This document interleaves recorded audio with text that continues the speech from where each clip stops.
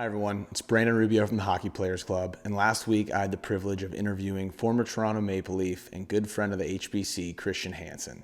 We covered his hockey journey from why the college route, specifically the University of Notre Dame, was the right fit for him, losing in the first round of the NCAA tournament as a senior, but waking up to numerous NHL contract offers the following morning, to scoring his first NHL goal against boyhood idol Marty Brodeur a week later as a member of the Toronto Maple Leafs.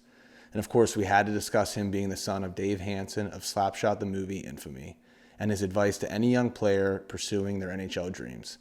I hope you enjoyed the interview as much as I enjoyed the conversation.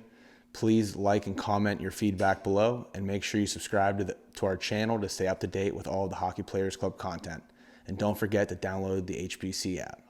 Christian, obviously, a lot of people recognize that your dad is the legendary Dave Hanson, not only from the movie Slapshot, but also a real life hockey player and tough guy.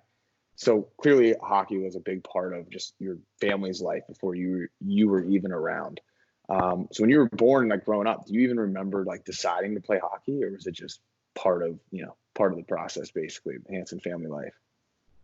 When I was born, hockey really wasn't a big part of our lives. I was actually born in upstate New York, and my dad was running a ski resort, so we were all skiers.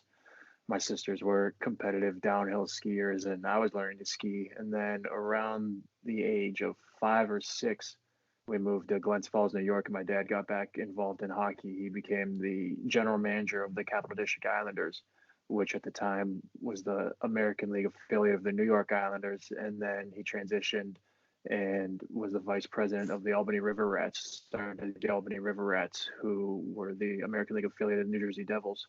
And so that's kind of, my first early memories of hockey being around the rinks, the American League rinks up in upstate New York for both of those teams. And I think it just kind of grew on me from there. So just watching those teams play, it's like it wasn't really much of directly your dad playing, or even my dad retired. My dad retired professionally before I was born, so I never actually got to see him play live. I think it was more just was around it every day. We would, on weekends and during the week, that's kind of what the family would do. We would go to the AHL games, whether it was the Capital District Islanders or the Albany River Rats, because my dad was running the games. And so that's just kind of what we did. And that's how I fell in love with the game. Yeah. Interesting. Well, by the time you and I met in 1995, we're both squirt hockey players, and you were actually playing both forward and goaltender. So first off, what the hell were you thinking playing goaltender? And when did you actually decide to focus on forward over tendy? Once again, we were living in upstate New York, and the only team that we got on the television during the winter was the New Jersey Devils, just somehow with the cable package that we had. And I started watching hockey on TV, probably 93, 94, and the Devils were the team. And I think 94 was the year that Marty Brodeur broke into the league, and he hit the ground running and was just a great goalie. And so he was the guy that they were talking about all the time. And I think that's just kind of where my love for goaltending came from, because he was the marquee player on the only team that we got on TV. That makes sense. So when did you, though, decide to focus on forward? We moved to Pittsburgh in 95. Like you said, you and I played South Point together, and I split between goalie and forward. And then the next year I tried out for the Mount Lebanon Hornets, which was another local team in town. And I missed the original tryouts. And so I went to supplemental tryouts. The top team didn't have any goaltender positions open. They only had forward positions. And so I tried out one day as a forward and one day as a goalie. And after tryouts, I remember the next day I was on the ice with my dad, and I was playing goal, and he put me in net. And he won't admit that he had a hidden agenda on this one, but he put me in net, and he lined up 5 pucks between the hash marks and just ripped 5 clappers head high at me. And then afterwards, he was like, "Hey, by the way, the Hornets called, and you can either play for the top team as a forward or play on the second team as a goalie." And I think he had something up his sleeve with a timing perspective, because he told me that. And I was like, "Oh, I don't think I want to be a goalie anymore. And he's like, all right, sounds good. Yeah, signed me up as a forward. And I think my goaltender year was playing against sports the next day. That's hilarious. Yeah, it's funny is I actually have distinct memories. I mean, I remember that was my first organized team was our South Point team. And I didn't make the connection. I had never seen the movie or anything prior of who your dad was. I remember like mid-season, I kind of like put that together. And clearly he was like of our coaches, the best skater and shooter. But I always remember the practices that you were in net. I felt like he did not take it easy on you. And in hindsight, I wonder if that was him just subliminally being like, maybe you should get out of the net. Absolutely. Well, from South Point then to the Mount Lebanon Hornets, just over the years, you developed obviously from a AA player, even into AAA hockey. And by your junior year, you're playing U18 AAA hockey for the Pittsburgh Hornets. But not only playing for them, but you were actually leaving school early, if I remember correctly, and practicing with the Pittsburgh Forge of the then NAHL. What was that year like, and how much do you think that impacted you, like your game and development moving forward?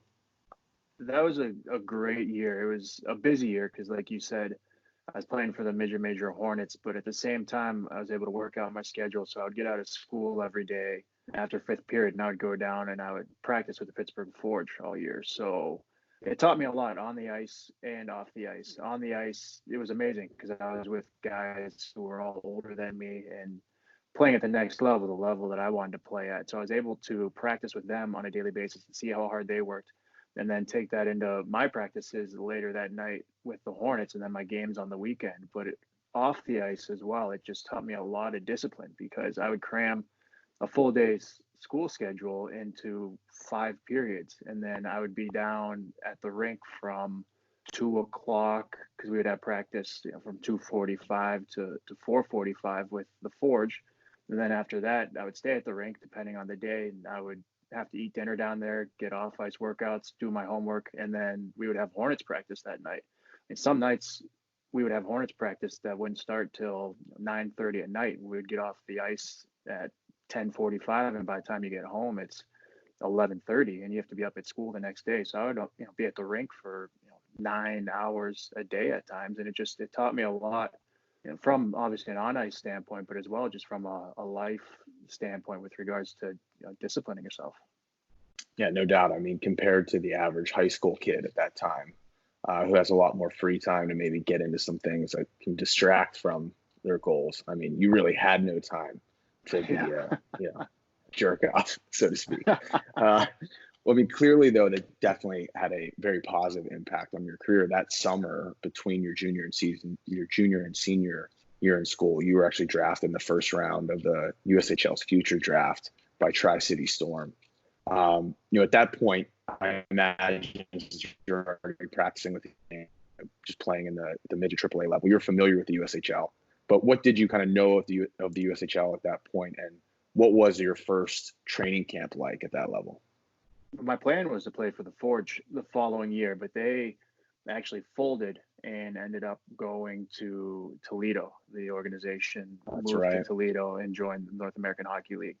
So my world kind of got flipped upside down that summer because my plans were my senior year to play for the Forge and graduate with my friends and be in Pittsburgh.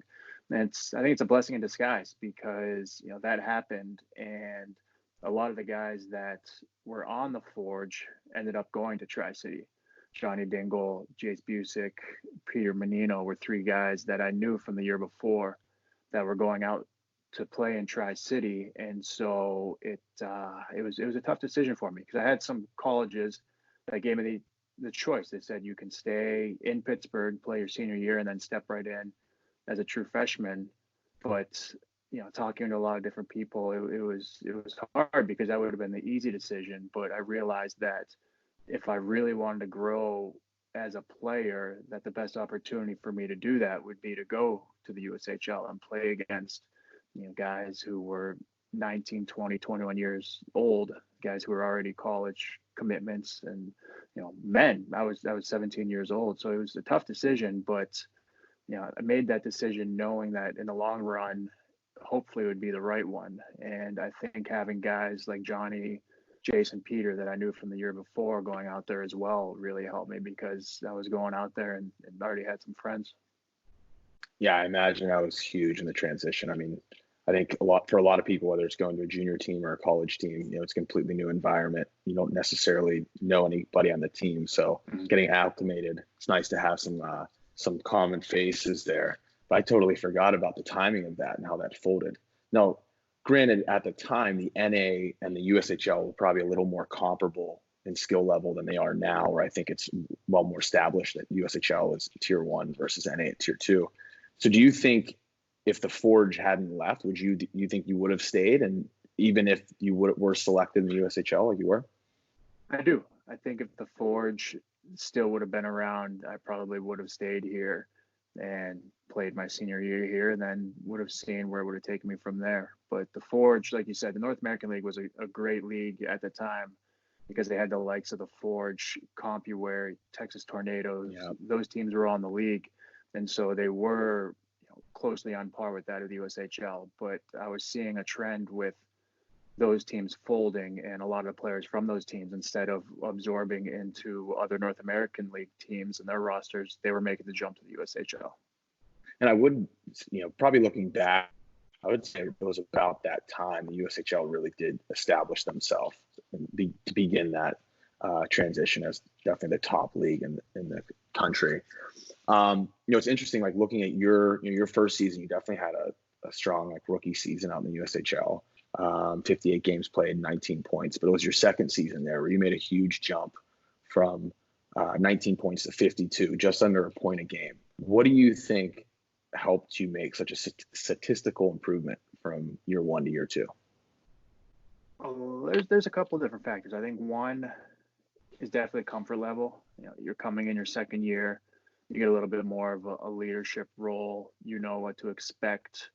It's not as new to you. You understand it's a completely different environment playing junior hockey, living away from home. It's a shock. And so to come in a second year and have that under your belt, I think really helps a lot. Another is the offseason training. I think that year was probably either the first or second year where I really dedicated myself more in the weight room and on the ice. And for lack of better terms, took it as serious as you could. You go out there and you see, after being there for 1 year, you see guys getting college scholarships and you see guys getting drafted in the NHL and you see guys going to the next level, and you realize, hey, there's really an opportunity to do something with this if you really invest your time. And I think that's a lot of it. It's interesting too. You talk about just seeing these guys getting drafted and accepting scholarships and stuff. When do you think? At what point as a young man, did you actually start to believe there was an opportunity for you to play at the NHL level, or was there always kind of a sense of that maybe not really? Or I mean, obviously we've played with many competitive athletes. Some people just think they're absolutely meant to be there and they're going to get there. I think for most people, though, there's a lot more of a mental grind than that. I honestly never thought I was going to play in the NHL. Every kid on the ice says they're emulating so-and-so or, pretending that they're in Game 7 of the NHL. But I didn't play hockey to make it to the NHL. I played hockey because I loved the game. It was fun. I got to be with my friends. And above all, it was a way for me to spend time with my dad. Being down the rink, because he was always working at a rink or around a rink. So being at a rink and being on the ice and having him coach me was a way for me just to bond with him and spend more time. And so I was blessed because it was one of those things, kind of the saying, if you love your work, are you ever really working? And I just loved it so much that it was fun. And I never thought twice about going on the ice or whatnot. So in a way, just by playing the game and having fun, I just continue to develop. I didn't go on the ice saying, I got to work harder because I'm going to play in the NHL. I went on the ice because I enjoyed doing it, and things just continued to progress. And even when I went to the USHL, I wasn't going to the USHL saying, I have to go do this because I'm going to the NHL. I went to the USHL because I wanted to get a college scholarship. And I was lucky enough to get this college scholarship and go to school and then get a great degree from it. And then even when I was at school, that's when you really started to hear rumblings and talk to your coaches and different people that, hey, people from the next level are starting to look at you. So I never really had, every kid has aspirations of playing the NHL, but I never really thought I was going to be an NHL player. That's not why I played the game. Right.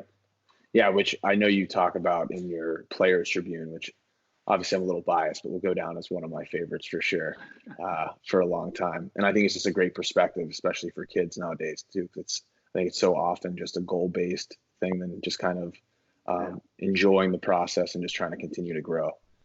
I mean, with that said, though, I think, and as you did note in your Players Tribune, you did have a pretty unique draft story, so to speak. Do you want me to do a quick recap, or would you prefer to do the honors for anyone who's maybe not familiar with what I'm talking about? Yeah, why don't you start and then I'll fill in. Yeah, you fill in the blanks. But I just remember, us being high school buddies at the time. I was super excited. I know, was it TSN or was it Sportsnet? Correct me on that one. It was the NHL Network. Okay, the NHL Network sent a crew down to your house in Pittsburgh, basically followed you around. Was it just the draft day or maybe the weekend of? And I think I remember this. They also were following around Sid to try and show the juxtaposition of a first overall pick to a guy that was maybe slated as a mid to later round draft pick. Do you want me to keep saying how that story ended, or? So what happened was, my second year in the USHL, the NHL locked out for the full season. So they lost the entire season, and they lost a lot of their fan base, and they were worried about losing their fan base. And so coming out of the lockout, they signed a TV deal with OLN, the Outdoor Life Network. And they used to have one game a week. It was a Thursday night game of the week for the whole season. And that was their TV contract, OLN. And so leading up to the draft, I went to the combine, had a good year in the USHL, went to the combine, did really well at the combine. I think I was ranked, it was like, I think 60, mid 60s for the final ranking. So projected to go late second, early third round. So I get a call one day from a number that I didn't know. I picked up, and it was the NHL, and they said, hey, yada, yada, yada. We signed this deal with OLN for the first 6 to 8 weeks of the NHL season. We're going to have this pre-game draft special. And what we want to do is we're going to follow around Sidney Crosby on his draft day and kind of highlight, his routine and whatnot. And so we want to kind of, offset it with somebody who's not at the draft, somebody who's not a first overall pick, a big name, somebody, a mid-round pick. And being that your father is who he is, we think that your last name would kind of bring a couple more people to the TV and ring true. Are you opposed to that? And I wasn't going to do anything for the draft day. I was, just kind of hang out with my family and whatnot. So I talked to my family advisors and talked to my parents, and everybody said, yeah, that's fine, but we're not doing anything. And they said, well, can you have a party? And so, yeah, sure. And so, makeshift, my mom makes all this food and we invite some people over. So we had this camera crew show up to the house, film this, quote unquote, draft day routine of mine. And I don't get drafted at all. So that's in June. Summer goes by. I go to my freshman year at Notre Dame, and we had, my freshman year, they had mandatory study hall on Thursday nights for all the freshman student athletes. And so I remember vividly, for the first 6 to 8 weeks of the NHL season, we'd be sitting in study hall, and 7 o'clock, my phone would start to vibrate because this NHL draft day special was on prior to the game of the week. And I'd open it up, and my phone would just be blowing up with text messages from people that were like, oh my gosh, holy cow, haven't talked to you in a while. I didn't realize things were going so great. Congratulations. This is awesome. Can't wait to see you on TV. And then 45 minutes, later, my phone would blow up again, and it would just be the same people being like, oh man, I am so sorry. Did not realize how this was going to end. Yeah. I distinctly remember being there. I actually remember being in the kitchen during the party at one point, and they were interviewing over by the fireplace in Mantle. I believe it was Schwartz, your sister Sarah, and I, and they were interviewing you. And they had the big boom microphones and stuff. And I distinctly remember like whispering, I'm like, wouldn't it be just hilarious though if I just had a really loud fart right now?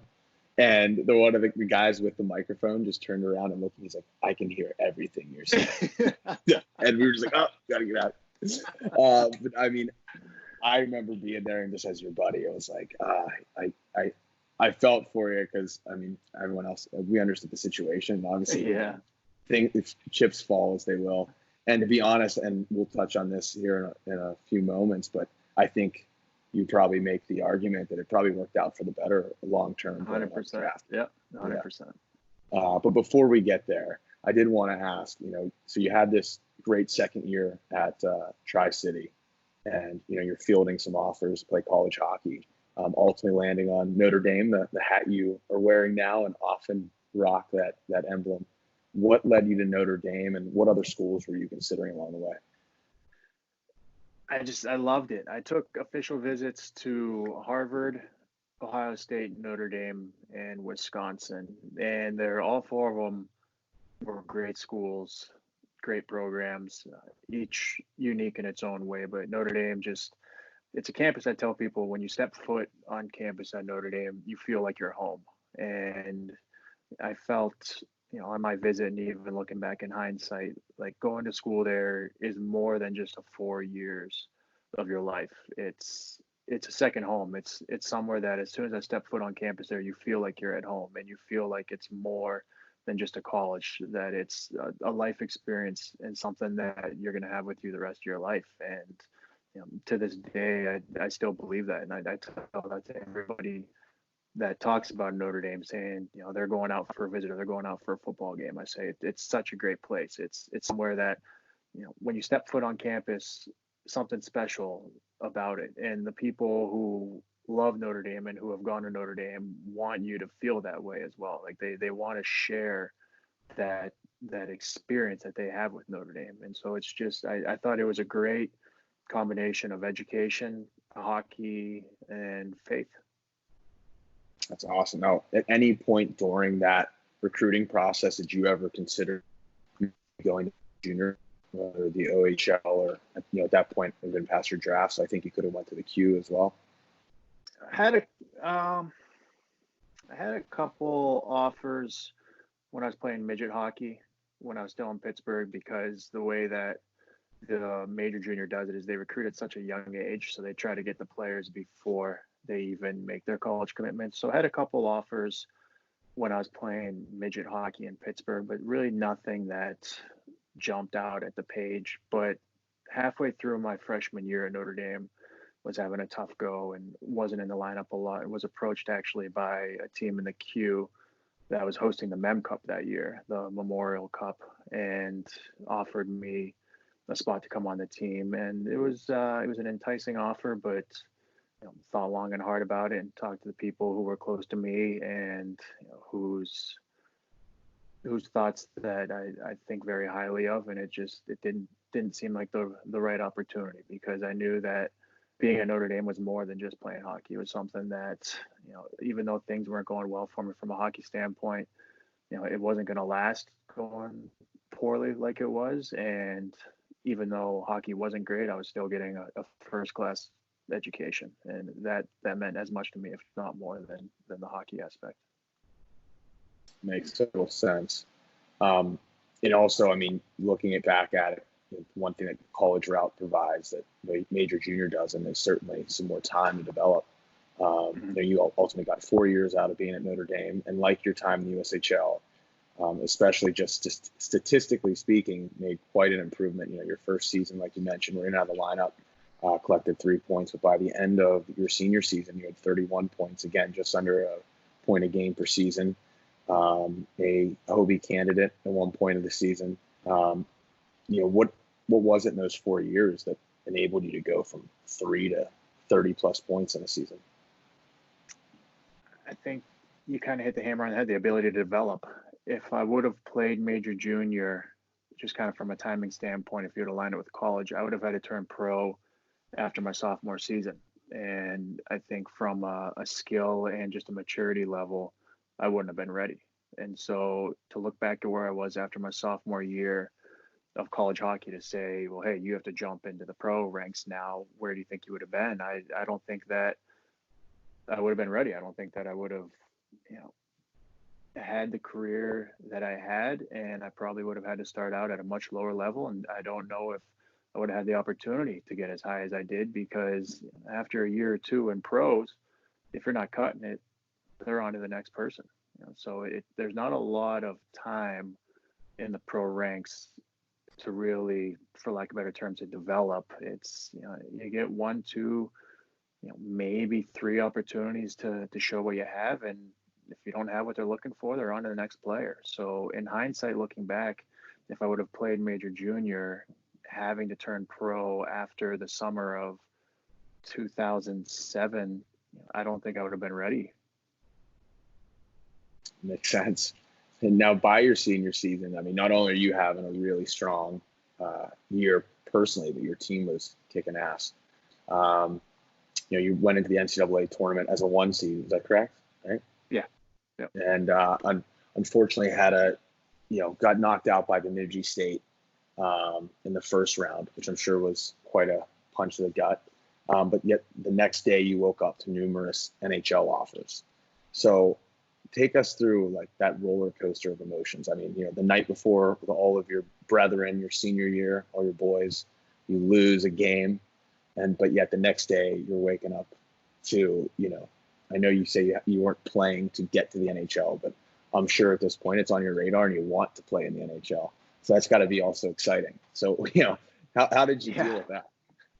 By that point in time, I knew that I was going to be signing an NHL contract whenever it was all said and done, but I didn't think it was all going to be said and done until after the Frozen Four. I didn't think that I was going to be playing professional hockey until the start of 2009-2010 season. So my focus at school, my senior year at Notre Dame, was to win a national championship. We were the #1 team in the country pretty much the entire year. I think we went something like 31-5, or we were awesome. Like we went on, it was like a 21 game unbeaten streak where we just, everything was rolling. And then we won the regular season in the CCHA. We won the playoffs in the CCHA. We were the #1 seed overall, and we went in against Bemidji, who was the number 16 seed, and we lost 5-1. It was just the lower world was flipped upside down. It wasn't anything that anybody was expecting. All of the analysts, the college hockey analysts and whatnot, were anticipating a Notre Dame BU championship, and BU ended up winning it all. They made it all the way through, and they went to the Frozen Four and they won it all, and we were done after the first game. So it was a complete shock, and it wasn't anything that anybody was anticipating or anything I was ready for. And it was awful. It was absolutely miserable, because you have 4 years of hard work that just is up and over in the blink of an eye in one game. And that's the way that college athletics are. That's the great thing about it if you're a team like Bemidji State, and that's the awful thing about it if you're a team like Notre Dame. So it was crushing. And woke up the next morning, turned on my phone, and had numerous voicemails and text messages from my dad saying, call me as soon as you get this. Called him and I said, hey, what's going on? And he says, well, you have 5 teams that have called and offered you NHL contracts already. I said, wow. So sat down and went through it all and kind of hashed out with my dad and my family advisor who the teams were, where they were from a depth chart standpoint, what they were offering, and later that day signed with the Toronto Maple Leafs.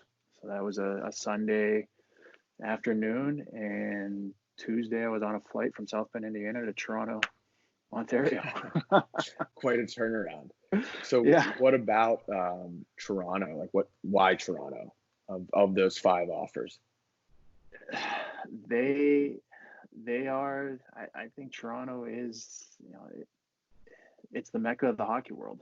It's the Toronto Maple Leafs are arguably the epitome of the NHL. They're the most storied franchise. They're an original 6 team. The history that they have, the city of Toronto, the organization as a whole, and it was a great opportunity. They were going through a rebuilding phase, and they made a great offer, and I was able to jump right in Friday night. So we lost on a Saturday to Bemidji State, and the following Friday I was facing off against the Philadelphia Flyers in Philadelphia. Yeah, so can you kind of walk us through that? Like, what is that, those 48 hours or 72 hours from, you lose to then you're in Toronto? I mean, you're not a trust fund baby. So like every college kid, you're poor college kid, all of a sudden you're in the NHL. What is that all like? I had to borrow $500 from our team services guy when we got up there, because I was a college kid who just signed an NHL contract, which is great, but you don't get a paycheck until the pay period. And so I got to town, and I showed up to the rink the first morning, and like every college kid, you got a couple $100 in your bank account. But I show up to the rink in Toronto, and I'm talking to the guy, and we're going on and on. And he's like, all right, so you all right? Like, everything going well? And I was like, well, I don't have any money, man. I signed a contract, but I don't get paid for 2 weeks, and I came right from college. I don't have any cash. He's like, oh yeah, okay. So the guy had to lend me $500 so I could get by for the next few weeks. That's hilarious. I'm sure you paid it back. So what was it like walking into the locker room? I mean, at that point, Curtis Joseph's on the team, Jason Blake. You got a couple guys, or Brad May was on the team. So I imagine you said your first game was Tuesday or Friday, so you got a couple practices in the interim. So what were those first couple practices like? Yeah, I flew up Tuesday, and Wednesday the team actually played at home against Philly, and I talked it over with Brian Burke, who was a GM at the time, and he said, it's a lot right now. He goes, we don't need you to play right now. He goes, why don't you just take morning skate, take warm-ups, and then get a good practice under your belt on Thursday. We'll fly to Philly, and you can play Friday in Philly. So I said, yeah, that's great. So I show up Wednesday morning, take morning skate with the guys. Like you said, Curtis Joseph was on the team, Jason Blake, Matt Stajan, Thomas Caberlet, some great players. Caberlet. Yeah, some great players. And so morning skate, take warm-ups, sitting in the locker room after warm-ups, and Gordie Howe just comes walking through the locker room. It's like yeah, there goes Gordie Howe just walking through our locker room, was in town doing something, and just came in to say hi to the guys. And I was like, geez, this is the show, huh? And so it was pretty surreal, but something I won't forget. I imagine Gordie Howe had a VIP pass to any hockey venue in the entire world without even saying anything. It's like, oh yeah, of course, go walk through the gate. That's right. Well, in only your third game in, you score your first goal, but against none other than your boyhood idol of Marty Brodeur. That is every young hockey player's dream, is scoring their first goal in the show. What was it like? Yeah, luckily they didn't have coach's challenge, because it may or may not have been offsides, but that's another story. Really? I'll have to go look at the tape. It's words don't do it justice. It's surreal. I'm gonna sound like every other kid here who talks about his first goal, but you really don't remember it. It's something that it's an out-of-body experience, and you kind of look back on it, and it's a surreal moment. That's really all you can describe it. Yeah, and I mean, it had to be crazy to realize, or whether it was in the moment or later, that it was against Marty Brodeur, the legend. Yeah, very cool. That's pretty awesome. What about playing in the show did you find that was, I don't know, maybe unexpected or surprising, or anything that maybe fans don't see or take for granted? How professional the guys are, I think, is the big thing. It's truly a job. Like, it's, as much as it is a game, it's a job, and you take it very, very seriously.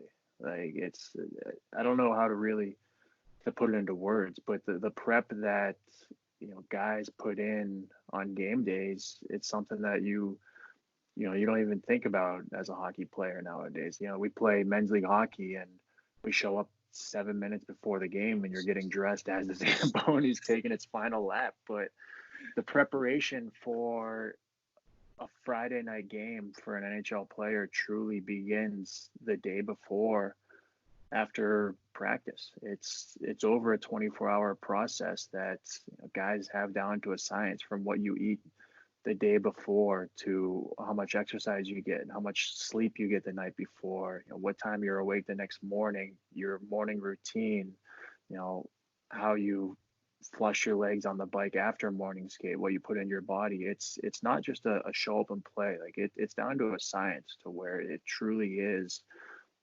something that you prepare over 24 hours when you're able to, when it's not a back-to-back game. But when the situation allows, it's over a 24-hour process.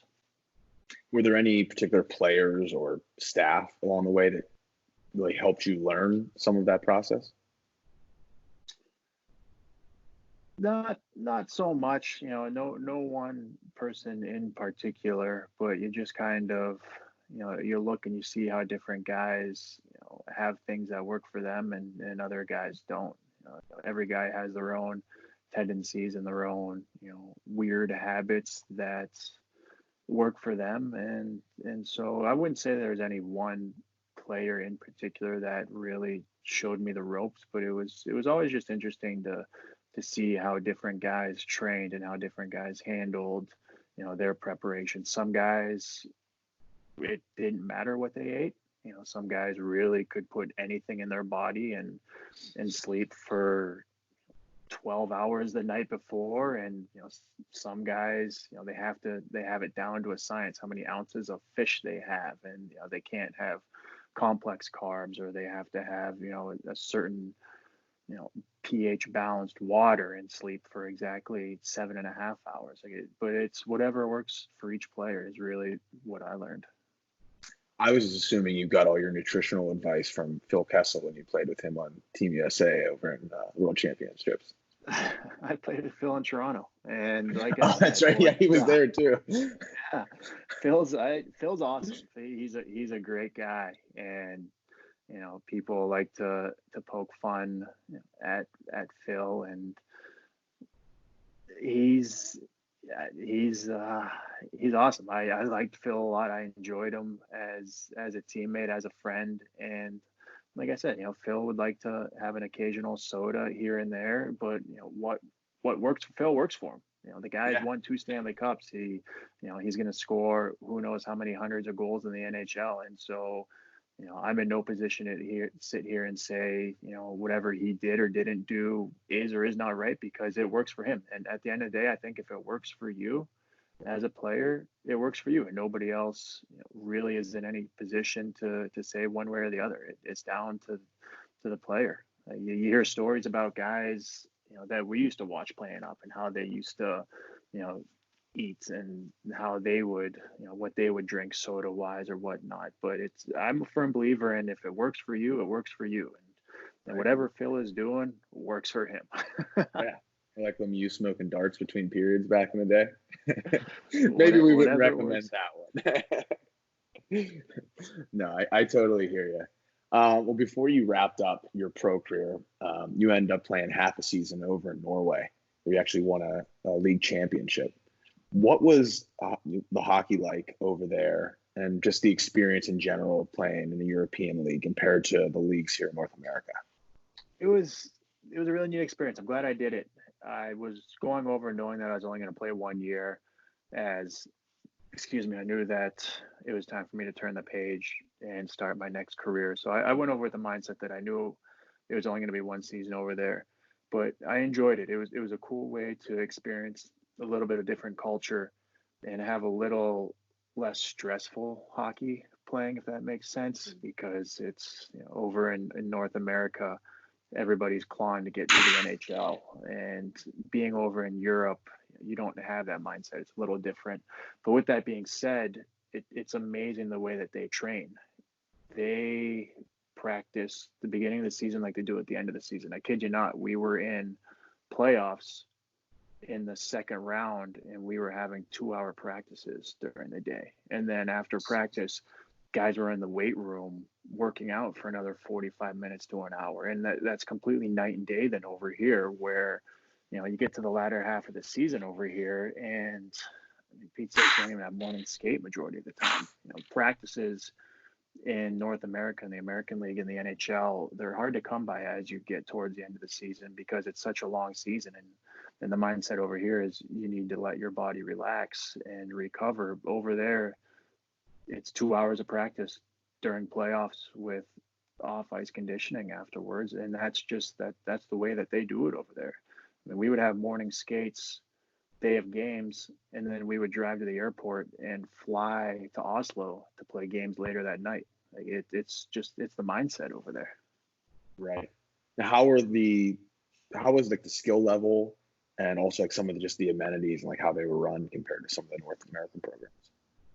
I was lucky because I played in Stavanger, Norway, and they've won the league championship year in and year out, almost religiously. And they are a very first-class organization. The owner is very vested in the team. He's an unbelievable human being. He's very hands-on, and they want to make it as first-class and as professional as they're able to. So they would cook all our meals there. We had all of the off-ice amenities that we needed. Our arena sold out in almost every single game. I think we had somewhere around 5,000 fans every single night, maybe even more, maybe 5,000 to 7,000 fans. I don't remember, but it was very first class. It was a great organization, and you see a lot of guys over there that play from an import standpoint that played in the American League and the ECHL. So the hockey over there, it's pretty good. You get a lot of guys that played over in North America in the American League and in the East Coast League, and then you have Norwegians, which I think there's some pretty good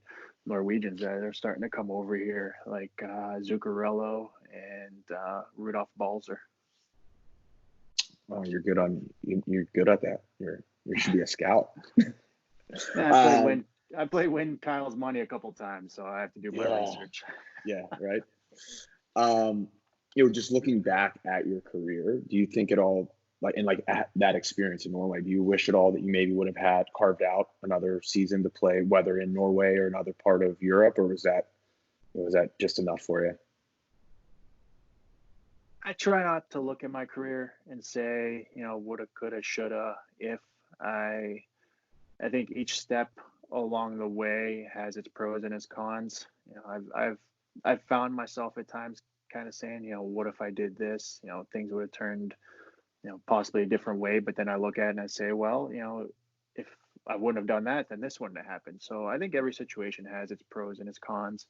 Would I like to continue to play over there? Maybe, but at the same time, I don't regret not staying over there longer. I was getting to the point where I knew that sooner or later, I was going to have to start the next career in my life. And the longer that I waited, kind of the larger of an adjustment period there would be. So it was just one of those situations where I made a decision and I lived with it. Totally. And it's worked out well for you. Yeah.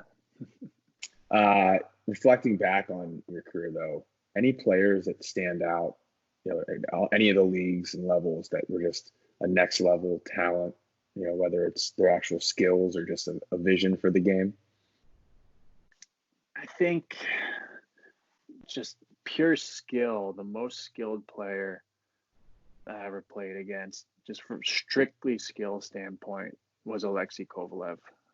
Played against him very briefly. Only right after I came out of Notre Dame and went to Toronto, during that little bit, I think he was either in Ottawa or Montreal, one of the two, because we played against both those teams. And I just remember watching him and was just amazed at just the pure skill that he had on the ice. Just his strictly skill. It was unbelievable. I bet.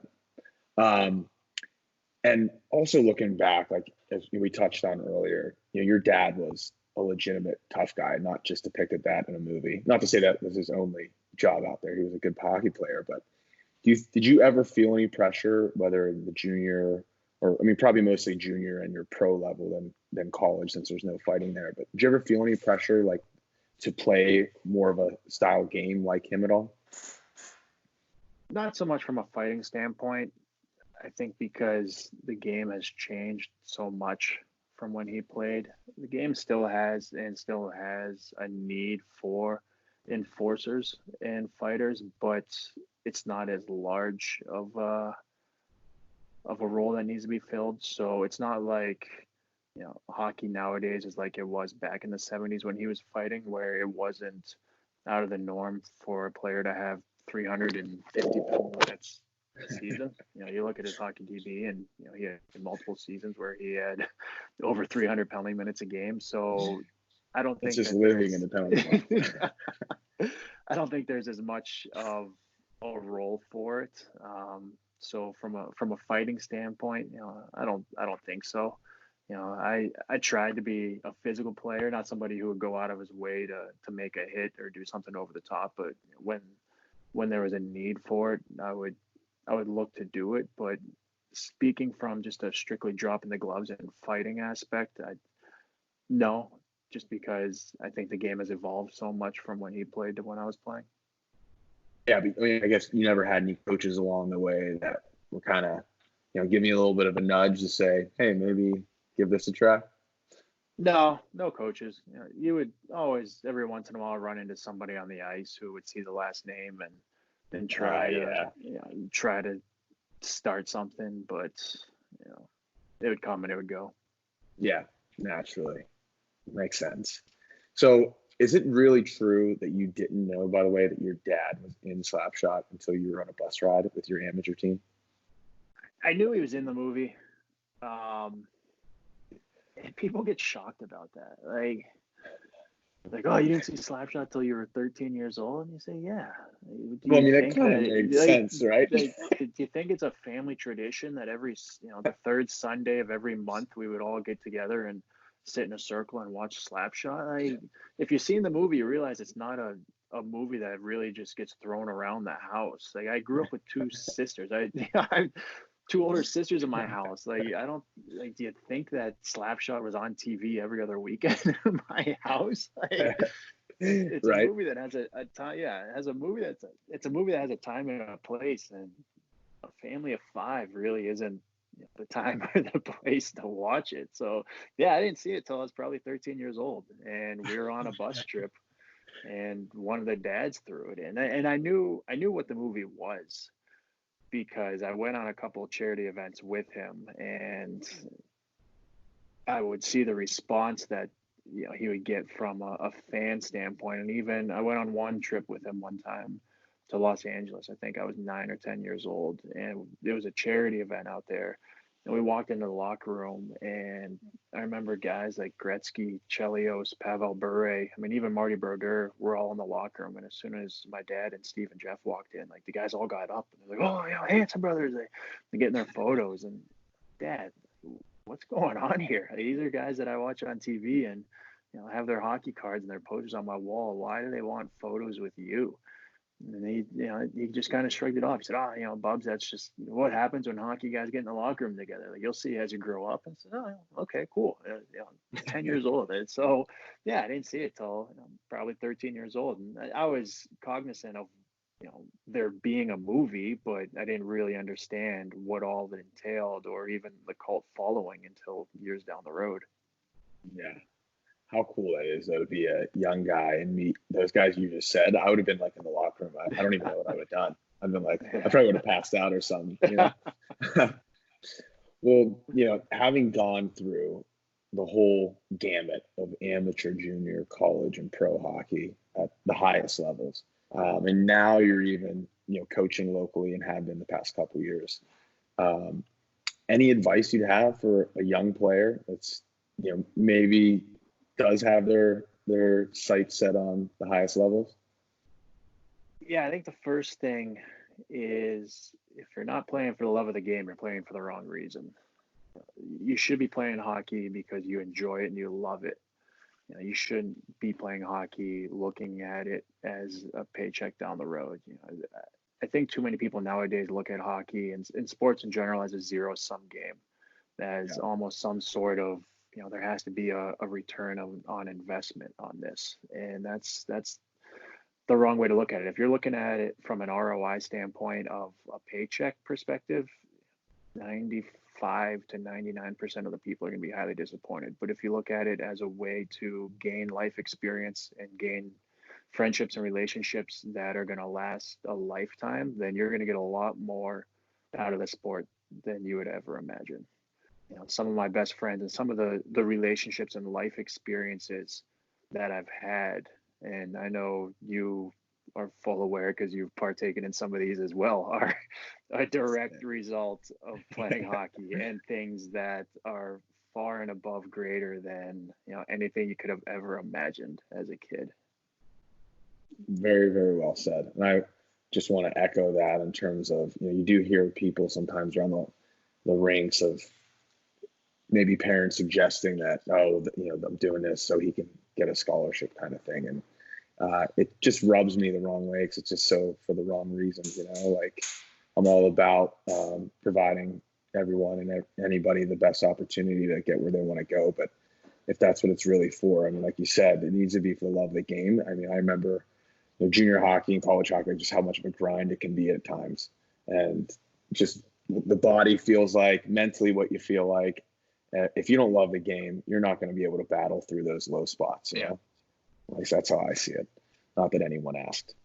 All right, before I let you go, I have one question for you. Well, the first question for you.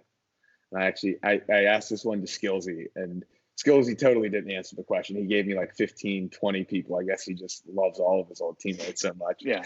But one question for you. If you could have one night off in any NHL city with two former teammates, and these can be teammates at whatever level, what city, what NHL city, and what two teammates?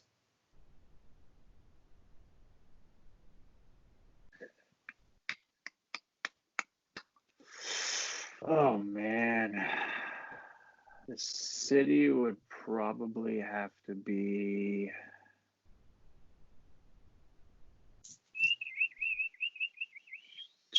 Jeez.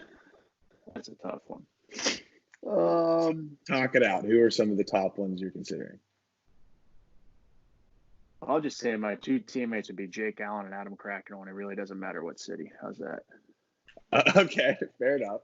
Are there any cities that, I don't know, or a couple, like when you think about when you were playing in Toronto, maybe cities that you would look forward to having a night off?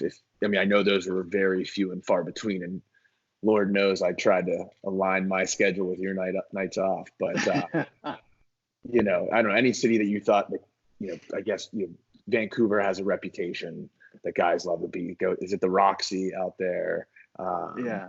Any couple that maybe jump out? There's really no.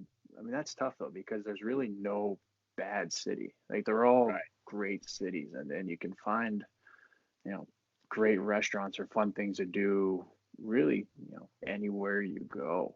Like you know, the old adage, and as cheesy as it sounds, is, you know, it's not where but who you're with that matters. So, you know, you can have fun if you're with the right people. You can have fun wherever you go. No doubt about it. Yeah.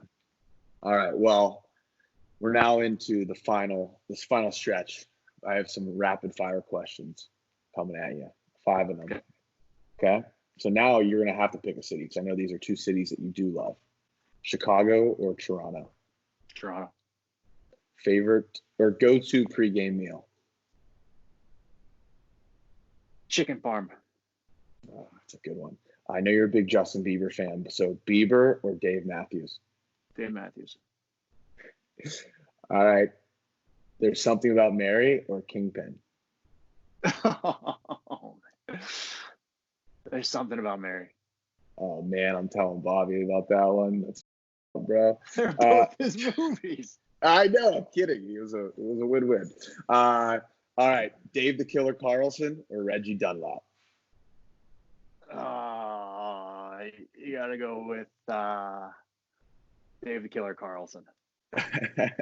Absolutely, especially because that nickname, if I'm not mistaken, that was taken from your dad, right? Yeah. That's fantastic. Christian, can't thank you enough for taking the time to chat with us and share your journey. Sounds good, man. My pleasure.